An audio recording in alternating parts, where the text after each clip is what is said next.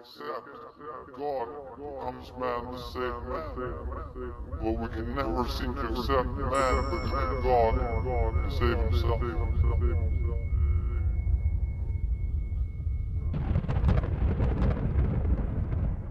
David Watson, in his book Pathology of Civilization, says that we reproduce catastrophe because we ourselves are traumatized, both as a species and individually, beginning at birth. Because we are wounded, we have put up psychic defenses against reality and have become so cut off from direct participation in the multidimensional wilderness in which we are embedded that all we can do is to navigate our way cautiously through a humanly designed day-to-day substitute world of symbols, a world of dollars, minutes, numbers, images and words that are constantly being manipulated to wring the most possible profit from every conceivable circumstance. The body and the spirit both rebel. Let's stop thinking that we think with the mind. Let's get around the idea that we think for the mind. Get out of the idea that the ego, the mind, the thing you think your thoughts with, is unique to yourself.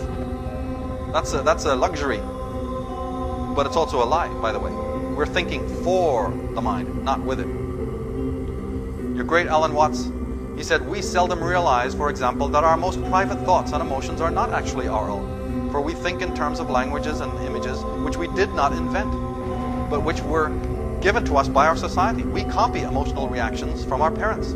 Society is our extended mind and body. Absolutely, he's right. Well, your name is borrowed, your religion is borrowed, your clothes are borrowed, your ideas are borrowed. Tell me what's unique. Every human being can clearly know what it is that makes them the same as everybody else. We all support the same team. We all vote the same way. We all like such and such. Very few people can tell you what really makes them unique. We belong to schools where they couldn't care less what makes you unique, unless it serves the beast, of course. Then they're very interested.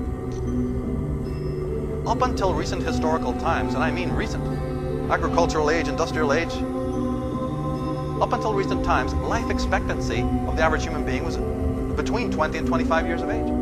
So psychologically, if you have a very short physical life, then psychologically, the human being did not progress much further than what is known as the animistic or infantile phase, basically about 13-year-old teenager, at best. So therefore his world was therefore one of superstition and wild and uncontrollable emotionality and fear of the unknown. The rational apparatus, which affords us a truer reckoning of objective reality, is therefore an exceedingly recent development. And many people in today's world are just as psychologically primitive and as arrested as those rural ancestors, by the way. Hence, the rise of this evangelism and conservative politics. See, in those days it was just devils or gods. It was very easy, right? If somebody didn't take water from the well right, you burned them at the stake. We are the only ones who can think about ourselves and think about thought. Now this capacity is obviously called independence. Have you ever thought about the meaning of that word? But the opposite of that is called collectivism. But this unique capacity of independence is threatening to the establishment, who does not wish man to become aware of the two forms of manipulation which contravene his independent thought and action. As Alan Watts said, the most strongly enforced of all known taboos is the taboo against knowing who and what you really are behind the mask of your apparently separate, independent, and isolated ego. The taboo against knowing who you are? You mean to tell me we're going to reach 25 years of age, voting age, working age, and marriage age, but we don't know who we all are? Wonderful. That's great. And then we turn around wondering why the world is in the state it's in. Marvelous. But Carl Jung put it this way. He said, look, people will do anything, no matter how absurd, to stop from facing their souls. Ever been outside recently? Ever turned on the TV recently? He's exactly right. People will do anything, no matter how absurd. And all that carnival that you see out there and all the distraction and nonsense that this world is wall-to-wall full of, that's what he's talking about. I must live in the Bahamas. I must live in a one-season world. I don't want to be looking at any of that stuff. Well then okay, but then you've just condemned the world to horrors. You're just making a person in your life, your partner or your children, the victims, the slaves to your inability to face yourself. You're now having a person fill your void and your emptiness because you're not a whole person. And now you've enslaved that wife or that husband or that child or that animal or your workmates to your own form of tyranny. And as Carl Jung said in a well-known statement, he said, when an inner situation is not made conscious, it appears outside of you as fate. because there's a strange contract between the unconscious energy of our minds and the world, the energy that built the world. They conspire together, they're built out of the same stuff.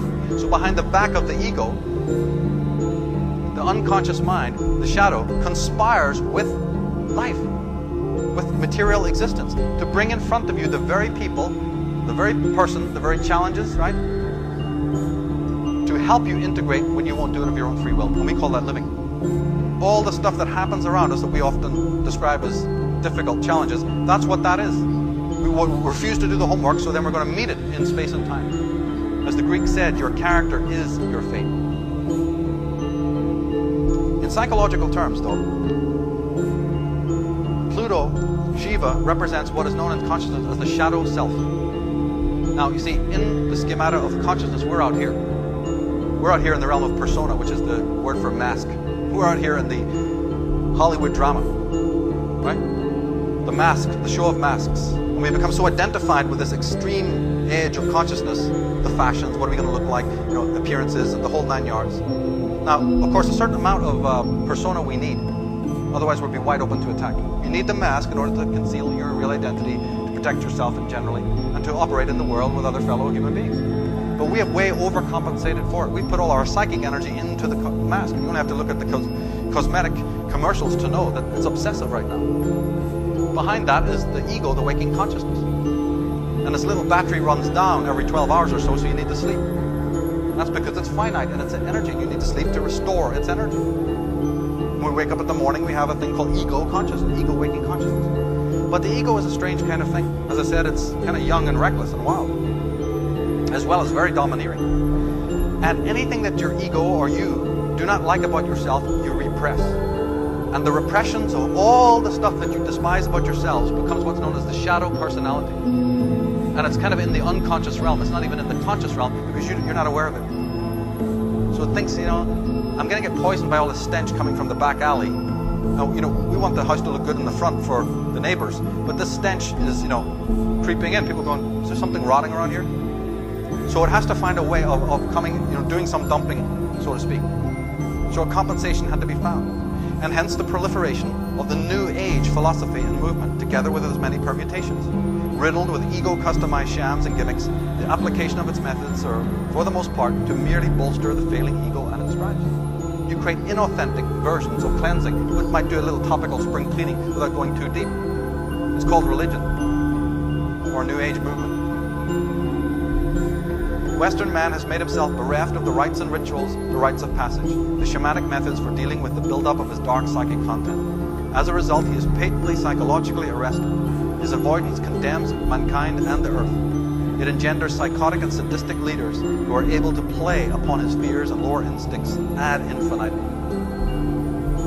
Christianity and these organizations, these organized religions, as well as the corporate dominance of governments, they're there to erase your spirit of rebellion. That's their modus operandi. That's why they exist. They don't exist to take you to God or to heaven. There's very few enlightened people in Christianity, if you haven't noticed. There's very few enlightened people anywhere in the world, including on the banks of the Ganges. But what there is conformity, violence, subservience to tradition, an untold sadism to the self and to others. And there is the obvious control and subjugation of the true spirit of rebellion.